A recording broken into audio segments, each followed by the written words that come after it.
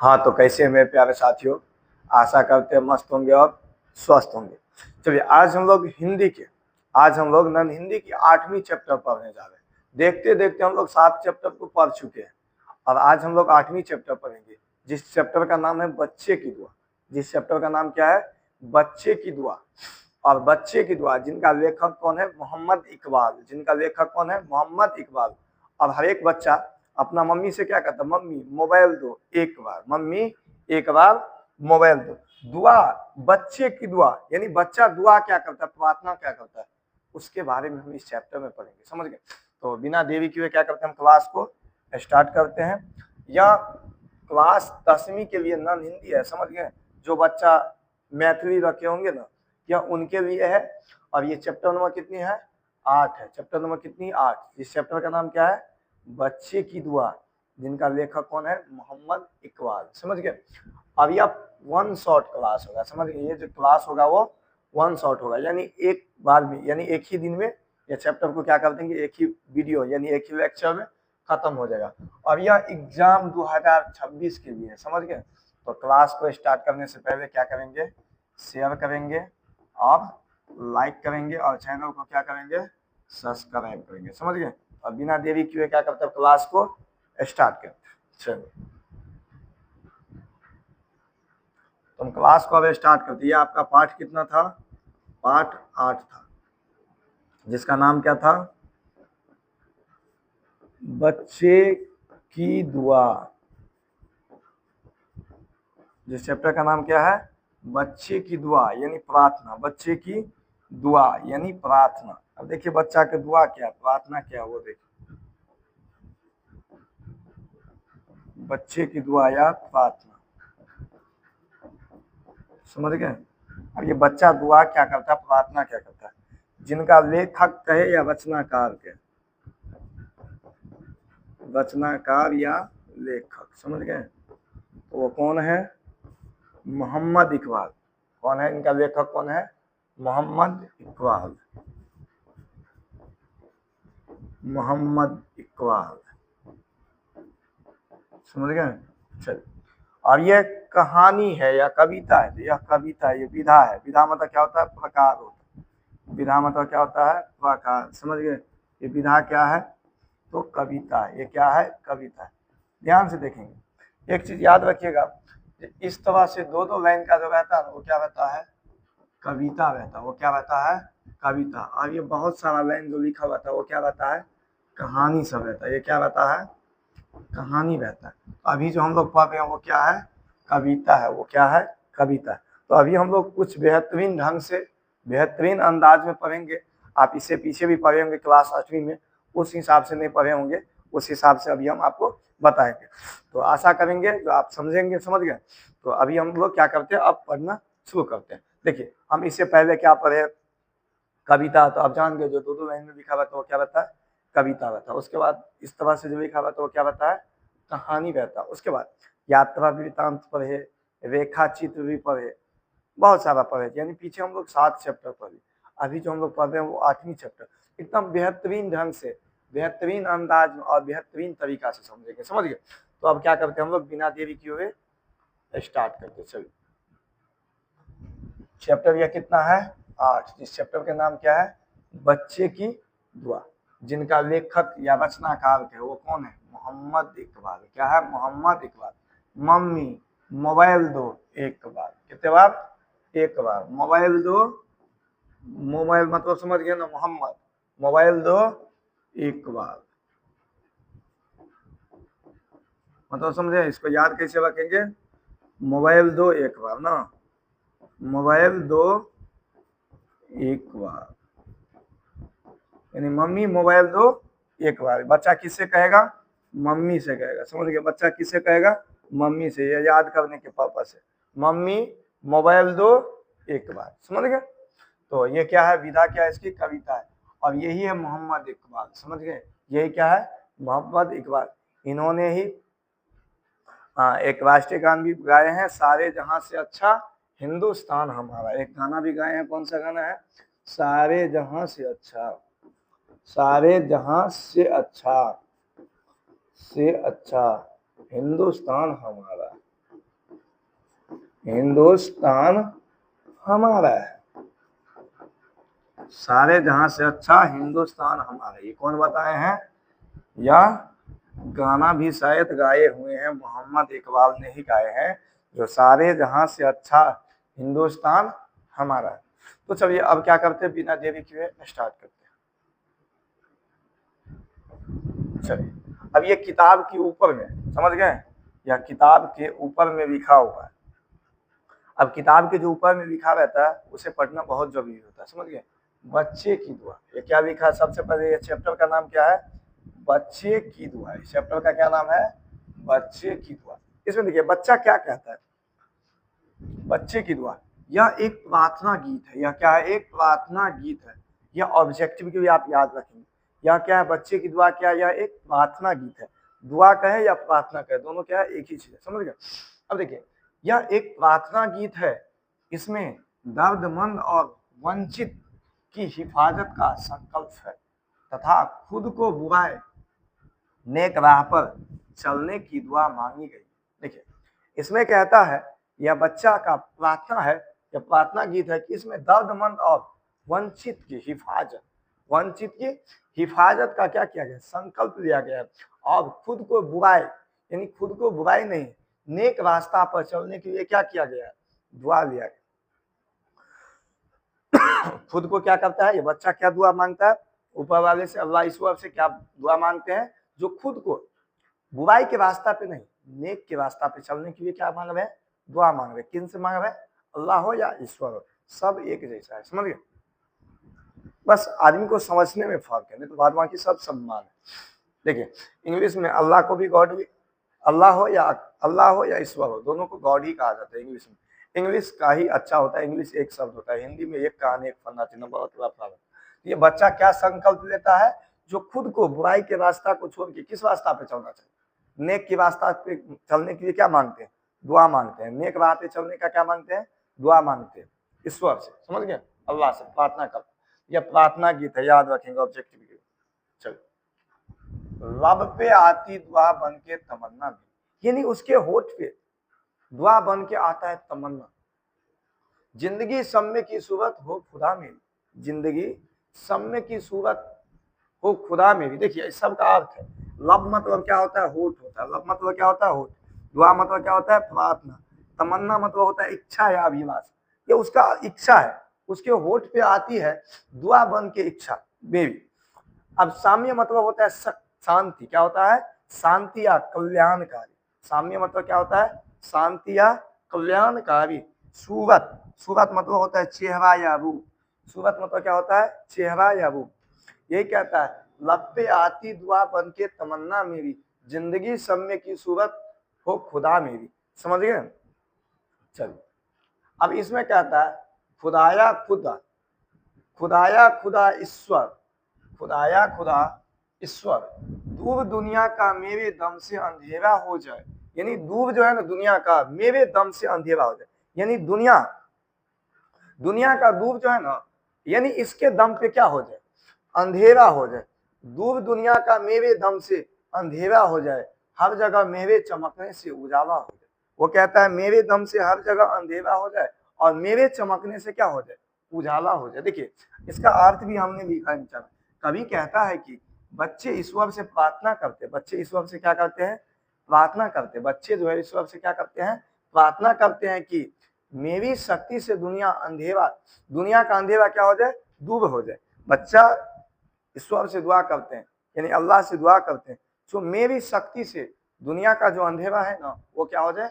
दूर हो जाए, हर जगह मेरे चमकने से उजाला हो जाए। यानी वो कहता है मेरे शक्ति से दुनिया का जो अंधेरा है वो क्या हो जाए? दूर हो जाए, और मेरे चमकने से दुनिया क्या हो जाए? उजाला हो जाए। अर्थात मैं अपने ज्ञान से लोगों की अज्ञानता को दूर कर सकूं। और इन्होंने यह भी कहते हैं हम अपने ज्ञान से, यानी वो अपने ज्ञान से अज्ञानता को क्या करते? दूर करते। और समाज में ऐसा ही होना चाहिए। जैसे कि आप देखिए, पढ़ाई का मतलब ये नहीं जो नौकरी पा लेना, पढ़ाई का मतलब ये नहीं है जो नौकरी पा लेना। पढ़ाई का असली मायने ये होता है जो अपने समाज की, अपने देश के बारे में सोचना। पढ़ाई का असली मायने ये होता है, समझ गए। पढ़ाई का मतलब असली ये नहीं होता जो आप नौकरी पा ली। इसका भी क्या था, इस अपने ज्ञान से ये क्या चाहते थे, अपने ज्ञान से लोगों की जो अज्ञानता है उसे क्या करना है, खत्म करना। अब चलिए, हो मेरे दम से यूं ही मेरे वतन की जीत, क्या कहते हैं, हो मेरे दम से यूं ही मेरे वतन की जीत, करिए जीनत, जिस तरह फूल से होती है चमन की जीनत।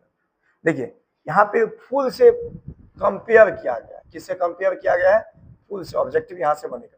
कहता है मेरे दम से, कहता है मेरे दम से यूं ही मेरे वतन की जीत, यानी वो अपना दम से कहता है मेरे वतन की जीत होगी। और जिस तरह से फूल से चमक किसकी बढ़ती है, फुलवारी की चमक बढ़ती है, उसी तरह से हमसे हमारे देश की चमक बढ़े। समझ गए, यहाँ पे कंपेयर किससे किया गया, इंसान को फूल से, यानी फुलवारी का जो शोभा होता है वो किससे बढ़ता है, फूल से। फुलवारी का जो शोभा होता है, जिस तरह से पूरे फुलवारी में फूल से, देखिए पूरा फुलवारी लगा हुआ है, उसमें फूल नहीं है तो फिर फायदा नहीं ना। तो पूरे फुलवारी में फुलवारी का शोभा किससे होता है, फूल से होता है। अब देखिए इसका अर्थ क्या कहता है, कवि कहता है कि बच्चे ईश्वर से ऐसी शक्ति प्राप्त करने के लिए विनती करते, यानी बच्चा जो ईश्वर से ऐसी शक्ति प्राप्त करने की विनती करते हैं जिससे अपने देश का क्या हो सके, गौरव बढ़ सके, अपने देश का क्या बढ़ सके, मान सम्मान बढ़ सके।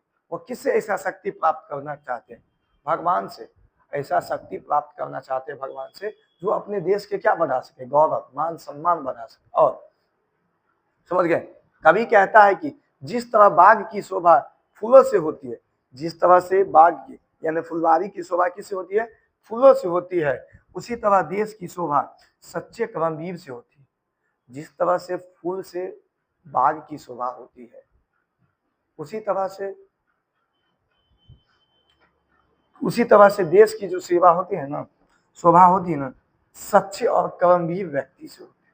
उसी तरह से देश की जो है शोभा क्या होती है, सच्चे व्यक्ति और कर्मवीर व्यक्ति से होते हैं। समझ गए, चल अब अगला देखिए, कहते हैं जिंदगी सो मेरे परवाने की सूरत यारब, इल्म की साम्य से हो मुझको मोहब्बत यारब। देखिए कहता है जिंदगी सो मेरे परवाने की सूरत यारब, इल्म की साम्य से हो मुझको मोहब्बत यारब। अब देखिए कवि कहता है इसका अर्थ क्या होता है। देखिए बच्चे की कामना है कि उनका जीवन अच्छे कर्मों के प्रति समर्पित हो। देखिए ऊपर वाला लाइन का मतलब ये हुआ, जो कवि कहता है, बच्चा कहता है ईश्वर से कामना करता है कि मेरा जीवन अच्छे काम के प्रति क्या हो जाए, समर्पित हो जाए। अब समर्पित कहने का मतलब ये होता है, जैसे आप कहते हैं ना, ये लो मेरा सामान अब तुम्हारा हवाले। जैसे आप मोटरसाइकिल है, आप मोटरसाइकिल को बेचते हैं तो कहते हैं ना, अब लो ये मेरा मोटरसाइकिल, अब हम अपना मोटरसाइकिल तुम्हें क्या कर रहे हैं, समर्पित कर रहे हैं, यानी अभी के बाद जो भी दिक्कत होगा वो तुम्हारा होगा। समझ गए, उसी तरह से ये कहते हैं जो बच्चे की कामना है कि उनका जीवन अच्छे कर्मों के प्रति क्या हो जाए, समर्पित हो जाए, यानी अच्छा काम के प्रति, समझ गए, समर्पित हो जाए, तथा मन हमेशा कल्याणकारी कार्यों के प्रति समर्पित हो जाए। और उसका मन जो होगा ना, हमेशा अच्छे कल्याणकारी मतलब किसी की भलाई करने, कल्याणकारी मतलब क्या होता है, किसी को भलाई करने के प्रति क्या हो जाए, समर्पित हो जाए। अर्थात मन वैसे काम में लगे रहे जिससे मानवता का कल्याण हो तथा प्रेम की भावना प्रबलता हो। अब देखिए अब कहता है जिससे मानवता का क्या हो, कल्याण, यानी जिससे आदमी को क्या हो, फायदा हो, जिससे आदमी को क्या हो, फायदा हो, और प्रेम की भावना क्या हो, मजबूत हो। प्रबल मतलब क्या होता है, मजबूत होता है। समझ गए, तो प्रेम की भावना क्या हो, मजबूत हो। समझ गए, प्रेम की भावना क्या हो, मजबूत हो। और आजकल तो रिश्ता आपको उम्मीद पे चलता है, जरूरत पे चलता है। आज जो रिश्ता आजकल जो चल रहा है वो जरूरत पे चलता है। समझ गए, आजकल जो रिश्ता चल रहा है वो किस पे चलता है, जरूरत पे चल रहा है। बस यही जरूरत की उम्मीद लेके चले, हो सकता है हमें उससे कोई चीज की जरूरत पड़ जाए। वह पानी कितना भी गंदा हो जाए एक बार जरूर काम आता है, पानी कितना भी गंदा हो जाए एक बार जरूर काम आता है, आग बुझाने में। समझ गए, पानी कितना भी गंदा हो जाए एक बार जरूर काम आता है आग को बुझाने में। समझ गए, वही कहता है ये मन, कह रहे हैं ईश्वर से मन ऐसे काम में लगना चाहिए जिससे क्या हो, मानवता का कल्याण हो, यानी किसी की भलाई हो, यानी किसी किसी से क्या, किसी की क्या हो, भलाई हो, तथा प्रेम की भावना मजबूत हो। और आजकल प्रेम की भावना मजबूत क्या हो, कमजोरी दिनों दिन होते जा रहे। देखिए, रिश्ता में वक्त देना बहुत जरूरी है, रिश्ता में वक्त देना बहुत जरूरी है, क्योंकि ताजमहल देखने लोग आते हैं, मुमताज नहीं, समझ गए। इसीलिए रिश्ता में वक्त देना क्या है, बहुत जरूरी है, क्योंकि ताजमहल को देखने के लिए लोग आते हैं, मुमताज नहीं। चलिए, हो मेरा काम गरीबों की हिमायत करना, यानी कहता है मेरा जो काम होगा ना, वो गरीब की क्या करना, हिमायत करना, यानी भलाई करना। दर्दमंदों से, जायफों से मोहब्बत करना, यानी जो बूढ़ बुजुर्ग है, दर्द भरा आदमी है, उससे क्या करना है, दुख जाना, जो दुख जानी आदमी है, यानी जो दुखी से है। अभी संसार में आदमी बहुत सारे दुखी है, यानी कोई कोई बीमारी से दुखी है, कोई गरीबी से दुखी है, यानी आदमी अनेकों तरह से समस्या में है, समझ गए। तो वही बात कहते हैं, कवि कहते हैं, कवि कहता है कि बच्चे की भगवान से विनती करते हुए कहते हैं, बच्चा जो है भगवान से विनती करते हुए कहता है कि उनका काम गरीब की भलाई करना, उनका काम क्या हो, गरीब की भलाई करना हो। यानी बच्चा भगवान से विनती करता है कि जो उनका काम हो क्या हो, गरीब की भलाई करना हो, समझ गए। अब चलिए, तथा दुख जनों एवं बूढ़े से प्रेम करना हो। अब उसका काम क्या हो, दुख जनों एवं बूढ़े से क्या करना हो, प्रेम करना हो। लेकिन आदमी तो बूढ़ा से क्या प्रेम करेगा, उसे तो फेंक देता है साइड में, कचरा समझ गए। बूढ़ा सबको क्या कर देता है, साइड कर देता है, समझ गए। तो चलिए, तो कवि क्या कहते हैं, भगवान से विनती करते हैं, बच्चा क्या विनती करते हैं, जो उनका काम जो है ना, गरीब को मदद करना है, और साथे साथे जो दुख जनों आदमी है ना, उससे, और बूढ़ बुजुर्ग यानी जो बूढ़े व्यक्ति है ना, उनसे क्या करना है, प्रेम करना है, समझ गए। चलिए, अब कहते हैं मेरे अल्लाह बुराई से बचाना मुझको, ये अल्लाह ईश्वर से कहते हैं, मेरे अल्लाह मुझे बुराई से बचाना, यानी मुझे गलत काम करने से क्या करना, बचाना। इस धरती पे सबसे अच्छा, इस धरती पे जो है ना, भगवान जो सबसे खूबसूरत चीज बनाया वो क्या क्या बनाया, इंसान बनाया। इस धरती पे जो है भगवान सबसे खूबसूरत क्या बनाया, इंसान। लेकिन सबसे गलत यानी सबसे काम जो कौन करता है, इंसान ही करता है। भगवान ने सबसे खूबसूरत जो बनाया वो इंसान बनाया, और जो सबसे घटिया से घटिया जो काम करता है ना इस धरती पे, इंसान ही करता है, समझ गए। चलिए, कहता है मेरे अल्लाह बुराई से बचाना मुझको, ये मेरे अल्लाह ईश्वर किससे बचाना, हमें बुराई से बचाना मुझको, नेक जो राह हो उस राह पे चलाना मुझको। कहता है वो अल्लाह से, ईश्वर से कहता है जो बुराई का जो रास्ता है ना, उससे मुझे बचाना, और जो अच्छा रास्ता है ना, उस रास्ता पे हमको चलाने की क्या करना, प्रेरणा देना, समझ गए। अर्थ इसका है, कभी कहता है कि बच्चे भगवान से एक नेक इंसान बनने तथा बुराई से दूर रखने की प्रार्थना करते हैं। क्या करते हैं, प्रार्थना करते हैं। बच्चा जो है ईश्वर से, अल्लाह से प्रार्थना करते हैं कि हमें गलत यानी बुरे रास्ता को छोड़ करके एक अच्छे इंसान और अच्छे रास्ता पे चलने की क्या कर रहे हैं, प्रार्थना कर रहे हैं। वे कुमार्ग पर चलने से बचाने तथा सदा मार्ग पर आगे बढ़ने के लिए प्रेरित करने का कामना करते हैं। यानी वो कुमार्ग यानी गलत रास्ता पे चलने से बचने के लिए कहता है, वो ईश्वर से, अल्लाह से क्या प्रार्थना करते हैं, जो गलत रास्ता से हमें आप बचाइए, और एक अच्छा रास्ता के लिए हमें क्या दीजिए, प्रेरणा दीजिए। यानी हमें एक अच्छा रास्ता हमारे माइंड में दीजिए, ताकि हम उस अच्छे रास्ता पे क्या कर सके, चल सके, ताकि हम उस अच्छे रास्ता पे क्या कर सके, चल सके, समझ गए। तो इस चैप्टर का यहाँ पे क्या होता है, अंत होता है, और इसके बाद कुछ ऑब्जेक्टिव प्रश्न है, कुछ सब्जेक्टिव प्रश्न है, तो उसको हम क्या करेंगे, अभी रिमोट ले लेते हैं। तो कुछ ऑब्जेक्टिव प्रश्न है और कुछ सब्जेक्टिव प्रश्न है, जिसे हम लोग अभी आप देखेंगे, समझ गए। तो पहले ऑब्जेक्टिव देख लेते हैं, फिर सब्जेक्टिव देख लेते हैं। चलिए, वस्तुनिष्ठ प्रश्न क्या कहता है, देखिए पहला कहता है बच्चे की तमन्ना क्या है, यानी बच्चा की जो तमन्ना है वो क्या है, बताइए। इंसान बनने की, शैतान बनने की, भगवान बनने की, कि पूज्य बनने की। तो बच्चे की जो दुआ है, वो बच्चे की जो मन है ना, इच्छा है, तमन्ना होता क्या होता है, तो इच्छा होता है। तो बच्चे की जो तमन्ना वो क्या है, इंसान बनने की। क्या बनने की है, इंसान बनने की, समझ गए। चलिए, अगला कहते हैं बच्चे की तुलना की गई है पेड़ से, फल से कि फूल से, पेड़ से, फल से, फूल से कि सेब से। तो बच्चा की जो है ना तुलना वो फूल से की गई थी। किससे की गई थी? तो फूलों से की गई थी। समझ गए? चल, अब कहते हैं अल्लाह और ईश्वर में क्या फर्क है? हाँ, नहीं, भेद है कोई नहीं। अल्लाह और ईश्वर में कोई फर्क नहीं। समझ गए? अल्लाह और ईश्वर में क्या है? कोई नहीं है। समझ गए? कोई भेदभाव नहीं है, कोई फर्क नहीं। समझ गए? अल्लाह और ईश्वर दोनों सेम है, कोई दिक्कत है, बस हम लोग को लगता है ऐसा। जीनत शब्द का अर्थ होता है, जीनत शब्द का अर्थ होता है जीवन, नरक, शोभा, चिंता। इसका अर्थ क्या होता है? शोभा होता है। क्या होता है? शोभा होता है। नेक का अर्थ क्या होता है? अच्छा, बुरा, व्यवहार, इनमें से कोई। इसका अर्थ क्या हो जाएगा? अच्छा हो जाएगा। समझ गए? इसका अर्थ क्या हो जाएगा? अच्छा हो जाएगा। बच्चे की दुआ शीर्षक कविता में दुआ कौन कर रहा है? कवि, बच्चा, देशवासी, देश की युवा। तो कौन कर रहा है इसमें? बच्चे ने दुआ कर रहे हैं। चलो, कि कवि कर रहे हैं? बच्चे कर।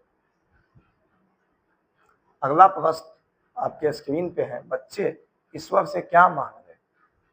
बच्चा जो है वो ईश्वर से क्या मांग रहे हैं? उनसे उनके वतन की शान बढ़े, उनसे कोई अपराध ना हो, नेक राह पे चलने और बुराई से बचे। यानी वो इसमें से शायद उपयुक्त सभी हो जाएगा, क्योंकि बच्चा का जो दुआ था यही दुआ था जो हम एक अच्छे इंसान बने और हमारे से क्या हो, हमारे देश की भलाई हो और हमसे कोई अपराध न हो और हम गलत रास्ता को छोड़ करके हमने सही रास्ता पर चले। बच्चा को ईश्वर से यही प्रार्थना था।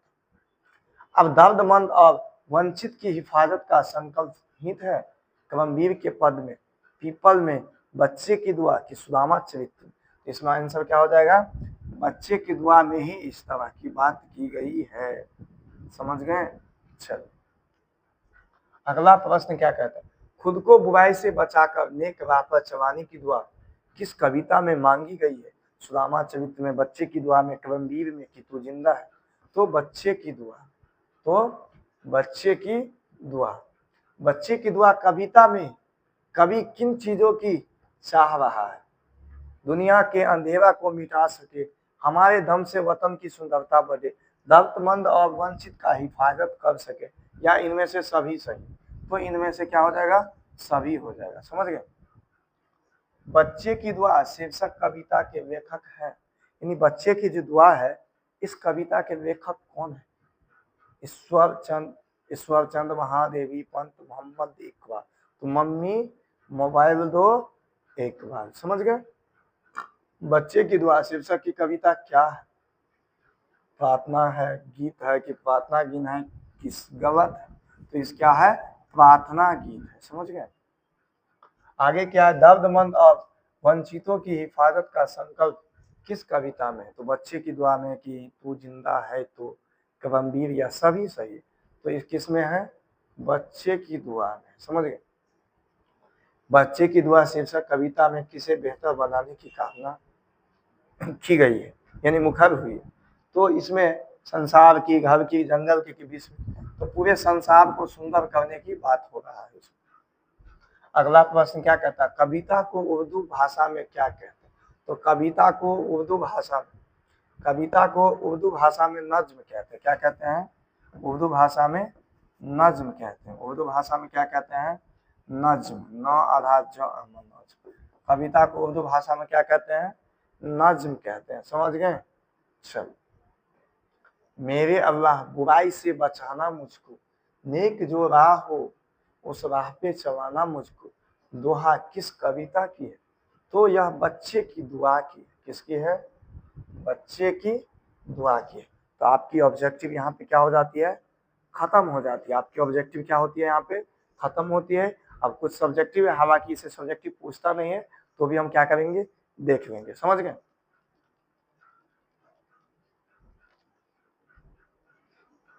चल, उत्तर, प्रश्न उत्तर, जिसमें पहला प्रश्न का उत्तर देखिए क्या कहते हैं। आपको यदि अल्लाह या ईश्वर से कोई, अल्लाह या ईश्वर से कुछ मांगने की जरूरत हो तो आप क्या मांगेंगे?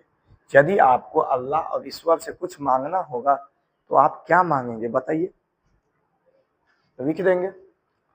यदि अल्लाह और ईश्वर से कुछ मांगने की जरूरत होगी तो मैं सच्चा मानव सेवक बनने की अभिलाषा प्रकट करूंगा। यानी जब हमें अल्लाह और ईश्वर से मांगने की जरूरत पड़ जाएगी ना, तो हम क्या मांगेंगे? एक सच्चा सेवक बनने की। सेवक मतलब समझे ना, भक्त जो होता है। क्या होता है? भक्त। तो एक अच्छा सेवक बनने की क्या करेंगे? अभिलाषा। अभिलाषा मतलब क्या होता है? इच्छा जो बताए, प्रकट करूंगा। क्योंकि सच्चा सेवक मानव के लिए वरदान होता है, और सच्चा जो सेवक होता है मानव के लिए क्या होता है? वरदान होता है। समझ गए? वह सत्यवादी, कर्मठ, परोपकारी, स्वाभिमानी, प्रकट, दूसरे के दुख दर्द को समझने वाला होता है। और स्वाभिमानी जो व्यक्ति होता है ना, वो दूसरे के दुख दर्द को समझने वाला होता है। समझ गए? चल, ऐसा व्यक्ति ईर्ष्या एवं द्वेष से परे रहकर जरूरतमंद की भलाई करना अपना परम कर्तव्य समझता है। यानी इस तरह के आदमी जो है ईर्ष्या एवं द्वेष से रहकर जरूरतमंद की भलाई करना अपना क्या मानते हैं? परम कर्तव्य समझते हैं। मैं ईश्वर से ऐसी शक्ति मांग करूंगा जो मुझे असत्य से सत्य की ओर तथा अंधकार से प्रकाश की ओर ले जाए। यानी वह इस तरह से मांग करेंगे जो असत्य से सत्य की ओर उसे बढ़ने के लिए क्या मिल जाए? प्रेरणा मिल जाए, और उसके बाद अंधकार से प्रकाश यानी उजाला की ओर। समझ गए? चलिए अगला प्रश्न देखिए अब क्या है। कविता में संसार को बेहतर की कामना मुखर हुई है। उन कामना को अपने शब्दों को लिखिए। अपने शब्दों में क्या कीजिए? लिखिए। चलिए तो लिख देंगे। लिखेंगे, किसी नागरिक का अपने देश में वही महत्व होता है जो फूल का बाग में होता है। देखिए, किसी व्यक्ति जो है ना, कोई आदमी, जो कोई नागरिक है, कोई आदमी है, जिस देश का आदमी है ना, उस आदमी को उस देश में उतना ही महत्व होता है जितना महत्व उस फूल को उस बाग में। यानी फूल को जितना उस बाग में महत्व है ना, उतना ही एक नागरिक को एक देश में महत्व है। समझ गए? नागरिक अपने देश को शोभा तथा बच्चे देश की शोभा तथा, देखिए नागरिक जो होते हैं ना, वो देश की शोभा तथा बच्चे जो है ना, देश की शोभा तथा बच्चे की देश की भविष्य होते हैं। देखिए नागरिक जो है देश की शोभा होते हैं, बच्चे जो होते हैं देश के क्या होते हैं? शोभा होते हैं, और साथ ही साथ बच्चा जो होते हैं देश के भविष्य होते हैं। आप लोग भी क्या है? देश के भविष्य है। और आप लोग में से कोई डॉक्टर बनेगा, कोई इंजीनियर बनेगा, कोई प्रोफेसर बनेगा, कोई कुछ बनेगा। समझ गए? तो यही होता है। तो बच्चा जो होता है वो देश की क्या होती है? भविष्य होती है। समझ गए? यदि देश का नागरिक कर्मठ, स्वाभिमानी एवं देश प्रेमी हो, तो वह अपने वतन के मान सम्मान के लिए हमेशा तत्पर रहता है। यानी आदमी, नागरिक जो है ना, वो स्वाभिमानी व्यक्ति रहेगा ना, तो अपने देश के प्रति हमेशा सोचेगा। समझ गए? और तत्पर रहेगा, जो अपने हमारे देश पे कोई तरह के आँच न आए। इस कविता में ईश्वर से स्वमार्ग पर चलकर मानवता की सेवा करने की, अपने पराक्रम से दुनिया की अज्ञानता दूर करने की एवं अपने सदकर्मों से देश को आगे बढ़ाने की कामना की गई है। अपने कुविचारों को त्याग कर सत्य एवं इंसानियत के मार्ग पर चलने की कामना करेंगे। क्या करेंगे? कुविचारों से, यानी गलत रास्ता से, गलत विचार से हट करके हम लोग एक अच्छे विचारधारा बनने की क्या करेंगे? कामना करेंगे। चलिए अगला प्रश्न कहता है, अल्लाह बुराई से बचाना मुझको तथा नेक राह पे चलाने की शक्ति प्रदान करना। नज्म की किन पंक्तियों में ऐसा भाव प्रकट किया गया है? नज्म की उन पंक्तियों को लिखिए। लिख देंगे, मेरे अल्लाह बुराई से बचाना मुझको, नेक जो राह है इस राह पर चलाना मुझको। यह इन पंक्तियों से लिखा गया है। चलिए अगला क्या कहता है, अल्लाह और ईश्वर में कोई फर्क नहीं है, इस बात से आप कहाँ तक सहमत है? स्पष्ट कीजिए। देखिए, अल्लाह और ईश्वर में कोई फर्क नहीं है, इस बात से आप कहाँ तक सहमत है? इस बात को कृपया करके क्या कीजिए? लिखिए। तो चलिए लिखेंगे हम लोग। क्या लिखेंगे? अल्लाह और ईश्वर में कोई फर्क नहीं है, क्योंकि दोनों एक है। दोनों क्या है? एक है। बस हम लोग समझ रहे हैं अनेक है। दोनों क्या है? अल्लाह हो या ईश्वर, क्या है? एक है। क्योंकि दोनों को हम इंग्लिश में क्या लिखते हैं? गॉड लिखते हैं। क्या लिखते हैं? गॉड, G-O-D, गॉड मतलब क्या होता है? भगवान। अब देखिए, अब दोनों का नाम, दोनों का, देखिए अब दोनों का ही नाम है। समझ गए? दोनों का ही एक ही नाम है, दोनों का एक ही नाम है, दोनों का एक ही नाम है। ईश्वर को हिंदू भगवान कहकर पुकारते हैं। हिंदू जो होते हैं ना, वो ईश्वर को क्या कह के पुकारते हैं? भगवान कह के पुकारते हैं। तो मुसलमान उन्हें अल्लाह कहकर पुकारते हैं। देखिए दोनों एक ही है। हिंदू जो है वो भगवान कहकर पुकारते हैं और मुसलमान जो है वो अल्लाह कहकर पुकारते हैं। अल्लाह का अर्थ होता है जो आंतरिक पुकार पर प्रकट होते हैं, किंतु ईश्वर एवं प्रकट होकर दुष्टों का संहार करते हैं। देखिए ईश्वर जो है वो स्वयं कब प्रकट होते हैं, जब ज्यादा अत्याचार होने लगता है। जैसे रावण का अंत किया गया था राम भगवान के द्वारा, यानी प्रभु श्री राम के द्वारा रावण का क्या किया गया, अंत किया गया। यानी जब जब इस धरती पे अन्याय होता है, जब जब इस धरती पे अन्याय होता है, तब तब कोई न कोई भगवान अवतार होके आते हैं और उसका क्या करके जाते हैं, संहार यानी अंत करके जाते हैं। समझ गए। जैसे कृष्ण भगवान ने उनका अंत किया, क्या कहते हैं, राक्षस वो क्या थे, बहुत अच्छा था, कंस का। समझ गए। और धर्म की स्थापना करते हैं। जब दुष्टों की आतंक से धरती परेशान हो जाती है तो अल्लाह या ईश्वर प्रकट होकर संसार में शांति की स्थापना करते हैं। समझ गए। देखिए जब दुष्टों का आतंकी बहुत बढ़ जाता है और धरती जब परेशानी में आती है, तब अल्लाह हो या ईश्वर स्वयं धरती पे आते हैं और उस पूरा संसार को उसको क्या करते हैं, फिर से शांति प्रदान करते हैं। समझ गए। चलिए इस प्रकार अल्लाह और ईश्वर में कोई फर्क नहीं। चलिए अब अगले प्रश्न है 5 नंबर, वो भी देखिए बेटे। अब देखिए कहता है व्याख्या कीजिए 5 नंबर। जिंदगी हो मेरी परवाने का सूरत यार, इल्म की, इल्म मतलब क्या होता है, समझ गए, शिक्षा होता है। क्या होता है, शिक्षा। इल्म की साम्य से ही मुझको मोहब्बत हो यार, लिख देंगे। वस्तुत नज्म हमारे पाठ्य पुस्तक किसलय, भाग कितना के है, 8 के। ये कितना किस बात हो रहा है, भाग 8, यानी वो जो किसलय किताब है वो भाग कितना है, 3 है। समझ गए। बच्चे की दुआ पाठ से लिया गया, जिसके लेखक कौन है, मोहम्मद इकबाल है। इस नज्म में बच्चे भगवान से प्रार्थना करते हैं कि ईश्वर मेरी जिंदगी परोपकार के लिए हो और शिक्षा प्राप्ति से मुझको मोहब्बत हो जाए, और शिक्षा से हमें क्या हो जाए, मोहब्बत हो जाए। समझ गए। अगला क्या कहता है, हो मेरी दम से यूं हो मेरे वतन की जीत न, जिस तरह फूल से होती है चमन की जीत, तो लिख देंगे। प्रस्तुत नज्म पाठ्य पुस्तक किसलय भाग 3 के बच्चे की दुआ पाठ से लिया गया है। यह पाठ मोहम्मद इकबाल।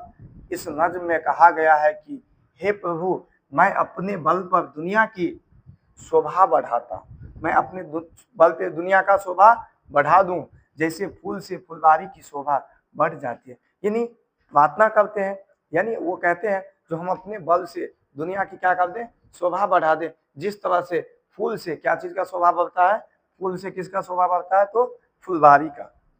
अगला क्या कहता है, देखिए, मेरे अल्लाह बुराई से बचाना मुझको, नेक जो राह हो उस राह पे चलाना मुझको। यह भी प्रस्तुत नज्म हमारे पाठ पुस्तक किसलय भाग 3 के बच्चे की दुआ पाठ से लिया गया है। और यह पाठ किसके द्वारा लिखा गया है, मोहम्मद इकबाल की रचना है। इस नज्म में बच्चे भगवान से प्रार्थना करते हैं, हे अल्लाह या ईश्वर, मुझे बुराई से बचाना तथा जो नेक राह हो उसी राह पे चलाने की कृपा करो। समझ गए। अगला क्या कहता है, बच्चे की दुआ शीर्षक कविता में क्या कहता है। छवि 6 नंबर प्रश्न, वस्तुत प्रार्थना गीत बच्चे की दुआ मोहम्मद इकबाल द्वारा लिखित है, जिसे दुखियों, वंचित एवं उपेक्षितों के कल्याण का संकल्प लिया गया है तथा स्वयं को बुराई से बचाकर इंसानियत की राह पर चलाने की प्रार्थना की गई है।